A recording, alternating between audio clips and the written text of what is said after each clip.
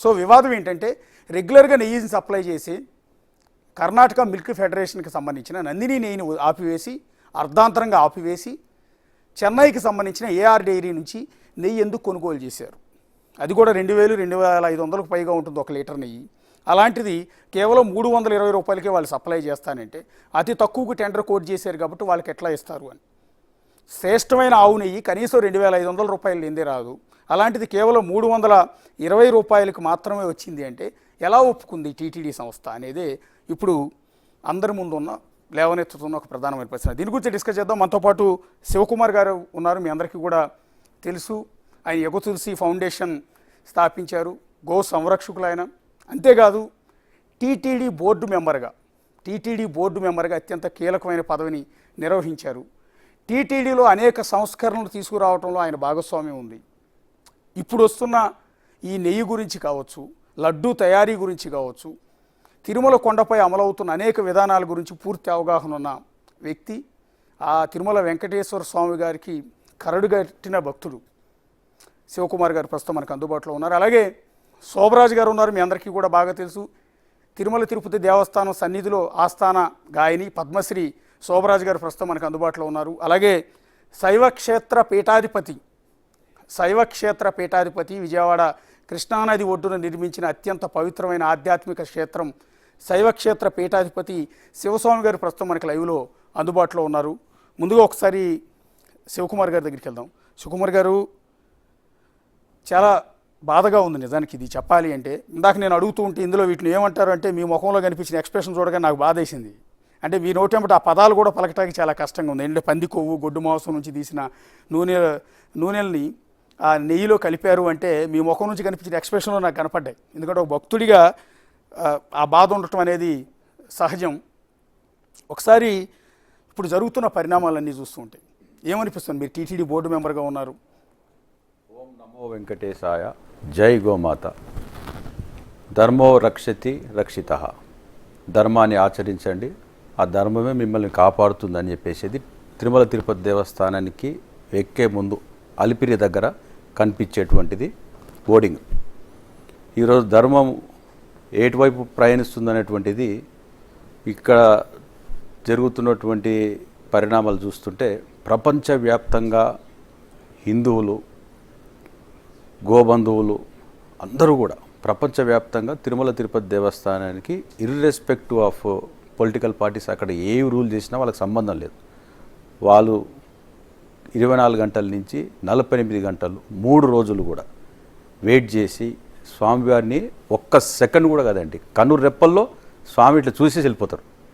అన్ని 36 గంటలు 48 గంటలు లైన్లో ఉన్నప్పటికీ కూడా స్వామిని ఒక సెకండ్ చూసిన తర్వాత వాళ్ళు ఎంతసేపు నిలబడింది అంతా కూడా మర్చిపోతారు.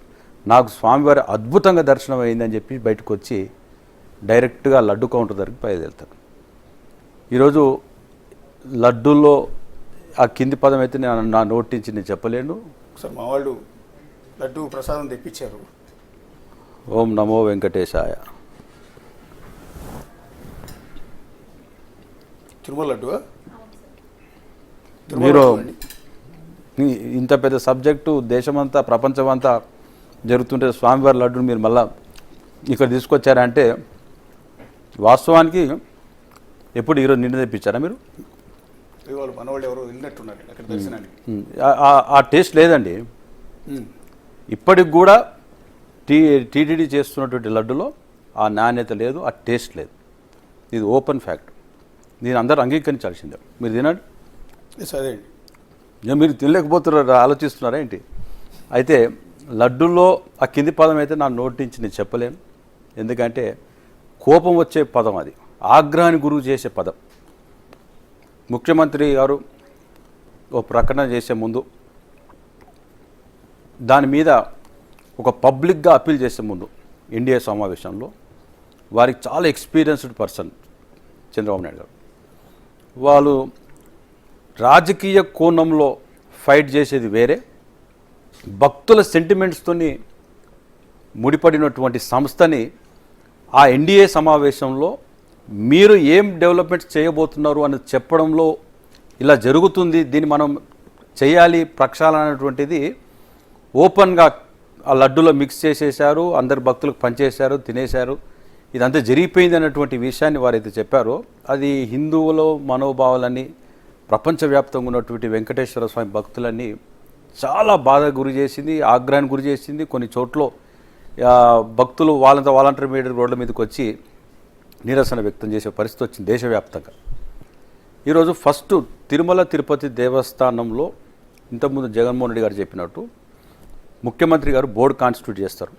ఆ బోర్డుకి ఎనార్మస్ పవర్స్ ఉంటాయి, అటెండెన్స్ బాడీ అని కూడా వారు చెప్పడం జరిగింది. సో స్వామివారి లడ్డు విషయంలోకి వచ్చేసరికి టీటీడీ బోర్డు కాన్స్టిట్యూట్ అయ్యేటప్పుడు 16 మంది బోర్డు సభ్యులు, ఎండోమెంట్స్ కమిషనరు, ఈఓ గారు, ప్రిన్సిపల్ సెక్రటరీ ఎండోమెంట్స్ గవర్నమెంట్ వీళ్ళందరితో కూడినటువంటిది ఒక కమిటీ టీటీడీ బోర్డులో ఉంటుంది. ఇందులో ముఖ్యమైన విషయము బోర్డు కాన్స్టిట్యూట్ చేసేటప్పుడు ప్రతి విగ్లో కూడా కమిటీస్ వేస్తారండి. నేను నిన్న కూడా చెప్పాను, ఇప్పుడు కూడా మరొకసారి అందరికీ కూడా తెలవాలి. ఇది 2019లో టీటీడీ బోర్డ్స్ సబ్ కమిటీని కాన్స్టిట్యూట్ చేసేటప్పుడు అందులో ఫైనాన్స్ కమిటీలో Narayana Swami Srinivasan member, India cements owner, J Rameshwara Rao member, my home groups అధినేత, రాజేష్ శర్మ, క్యాప్రీ గోల్డ్ అనే ఒక సంస్థ ముంబైలో ఉంది, కుపేందర్ రెడ్డి కర్ణాటక నుండి, బెంగళూరు స్పెషల్ ఇన్వైట్ అని రాశారు. ఫైనాన్స్ కమిటీ అండ్ సిఓ ఇది ఫైనాన్స్ కమిటీ. పర్చేస్ కమిటీ అంటే ఈ లడ్డూకు సంబంధించినటువంటి కమిటీ. కరెక్ట్గా చెప్పాలంటే ఈ ఇప్పుడైతే దేశవ్యాప్తంగా జరుగుతున్నటువంటి ఈ లడ్డూ సబ్జెక్టు విషయంలో పర్చేస్ కమిటీ అనేది కె పార్థసారథి ఎమ్మెల్యే, ప్రజెంట్ ఆంధ్రప్రదేశ్లో వాళ్ళు హౌసింగ్ ఇన్ఫర్మేషన్ మినిస్టర్గా ఉన్నారు. కృష్ణమూర్తి వైద్యనాథన్, నిన్న కూడా చెప్పాను, మళ్ళీ ఒకసారి చెప్తున్నా, 4 times బోర్డు మెంబర్గా కంటిన్యూస్గా ఉన్నాడు. వీరిని రికమెండ్ చేస్తున్నది అమిత్ షా గారు, నరేంద్ర మోడీ గారు. చంద్రబాబు నాయుడు గారు పీరియడ్లో కూడా చేశారు దిగిపోయేటప్పుడు 2017, 18, 19 ఆ 2 years కూడా కృష్ణమూర్తి వైద్యనాథన్ కంటిన్యూ అయ్యారు. తర్వాత 19, 20, 20, 21, 21, 22, 23, 24 నుంచి ఇప్పుడు మళ్ళీ కంటిన్యూ అవుతున్నారు. గవర్నమెంట్ పడిపోయింది, ఆయన బై డిఫాల్ట్ దిగిపోవాల్సి వచ్చింది. ఇన్ని సంవత్సరాలు ఒక వ్యక్తి టీటీడీ బోర్డులో కంటిన్యూ అయినటువంటి చరిత్రలో నేను ఇంతవరకు చూడలేదు. ఎందుకు? రికమెండేషన్ అమిత్ షా గారు, నరేంద్ర మోడీ గారు, ఇది నాకు తెలుసు. కృష్ణమూర్తి వైద్యనాథన్ అనే ఆయన పర్చేస్ కమిటీలో ఉన్నాడు. ఈరోజు 2 రాజకీయ పార్టీలతో సంబంధించిన సబ్జెక్ట్ కాదండి ఇది. భారతీయ జనతా పార్టీకి సంబంధించినటువంటి ముఖ్యమైన వ్యక్తి కృష్ణమూర్తి గారు పర్చేస్ కమిటీలో ఉన్నారు. వారు కూడా దీనికి వివరించాల్సిన అవసరం ఉన్నది. ఎందుకంటే ఇప్పుడు మనము ఇద్దరు ముఖ్యమంత్రులు మాట్లాడుకోవడం, పరస్పర విమర్శలు చేసుకోవడం కాదండి. టీటీడీ ఒక బోర్డు కాన్స్టిట్యూట్ చేసినప్పుడు అందులో ఉన్నటువంటి పర్చేస్ కమిటీలో వీళ్ళ పర్యవేక్షణ ఎలా ఉంది, తప్పు జరిగిందా లేదా అన్నటువంటిది అప్పుడైనా ఇప్పుడైతే బోర్డు కాన్స్టిట్యూట్ చేయలేదు. నేను చెప్పేది ఏంటంటే ఒక వ్యక్తి ఇన్ని సంవత్సరాలు కంటిన్యూగా ఒకటే ప్లేస్లో కూర్చున్నప్పుడు మానిటరింగ్ సిస్టమ్ కూడా అంత క్షేత్రస్థాయిలో జరగాలి. కేవలం ఎయిర్పోర్ట్కి రాగానే కారు పెట్టడం, కారు ఎక్కడం, అలిపిరి దగ్గర ఎటువంటి చెక్ పింక్ లేకుండా డైరెక్ట్ కొండ మీదకి వెళ్ళిపోవడం, అటెండర్ తాళంచెలు పట్టుకొని ఉండడం, తలుపులు తీసి ఉండడం, అటెండర్లు అడవుడి మామూలుగా ఉండదు. కొండపైన వాళ్ళని రిసీవ్ చేసుకోవడం, సార్ దర్శనానికి ఇప్పుడు వెళ్తారా, రేపు మార్నింగ్ వెళ్తారా, ఎనీ టైం వాళ్ళు అనుకున్నప్పుడు. అంత హై ప్రోటోకాల్ ఉన్నటువంటి వ్యక్తులు అక్కడికి వచ్చి పనిచేస్తున్నప్పుడు క్షేత్రస్థాయిలో ఏదైనా తప్పు జరిగినప్పుడు దానికి జవాబుదారీతనం టీటీడీ ట్రస్ట్ బోర్డు అండి. ఇందులో ఇద్దరు ముఖ్యమంత్రులను అనడానికి వీల్లేదు. ఇది ట్రస్ట్ బోర్డు కాన్స్టిట్యూట్ చేసినప్పుడు అక్కడ బోర్డు పర్యవేక్షణ మైక్రో లెవెల్లో ఎలా జరుగుతుందో అనేటువంటిది చూడాల్సినటువంటి బాధ్యత ఆ సబ్జెక్ట్కి సంబంధించినటువంటి బోర్డు సభ్యులు మాత్రమే దానికి పూర్తి బాధ్యత వహించాలి. తర్వాత ప్రశాంతి మేడం గారు ఇప్పుడు ప్రజెంట్ ఎమ్మెల్యే గారు, వారు టీడీపీ ఎమ్మెల్యే, అంతకుముందు టీటీడీ బోర్డు మెంబరు, వారు కూడా 2 terms చేశారు. తర్వాత ఢిల్లీ టెంపుల్ చైర్మన్ కూడా చేశారు. డిపి ఆనంద్ కర్ణాటక, అదేవిధంగా Venkata Bhaskar garu Kaveri foods seeds owner, Sampath Ravinarayana garu, Chevireddy Bhaskar, finance committee ఎఫ్ఎండ్సిఓ బాలాజీ గారు, ఈ డిపార్ట్మెంట్ సంబంధించినటువంటి పర్చేజ్ హెడ్. ఇప్పుడు మీరు చదివిన పేర్లన్నీ కూడా పర్చేజ్ కమిటీ. అంటే పర్చేజ్ కమిటీ ఈ లడ్డూ తయారీకి కావాల్సిన ఇంగ్రీడియంట్స్, పప్పు కావచ్చు, ఇంగ్రీడియంట్స్ కావచ్చు, నెయ్యి కావచ్చు, హోల్ అండ్ సోల్ రెస్పాన్సిబిలిటీ, కొనే అధికారం అంతా కూడా వీళ్ళే చేసేది. ఈ పర్చేస్ కమిటీ 8 మంది ఉన్నారు. మీరు పేర్లు ఒకటి కృష్ణమూర్తి వైద్యనాథన్ పేరు చెప్పారు, అలాగే మంత్రి పార్థసారథి చెప్పారు, వేమిరెడ్డి ప్రశాంత్ చెప్పారు, అనంత్ గారు, వెంకట్ భాస్కర్ గారు, సంపత్ రవినారాయణ గారు, చెవిరెడ్డి భాస్కర్ గారు, FNCO చెవిరెడ్డి భాస్కర్ రెడ్డి గారు కూడా ఉన్నారు, వారు కూడా ఉన్నారు పర్చేస్ కమిటీలో. అయితే తర్వాత మీకు ఐడియా అందరికి తెలిసి ఉండాలి కాబట్టి చెప్తున్నాను.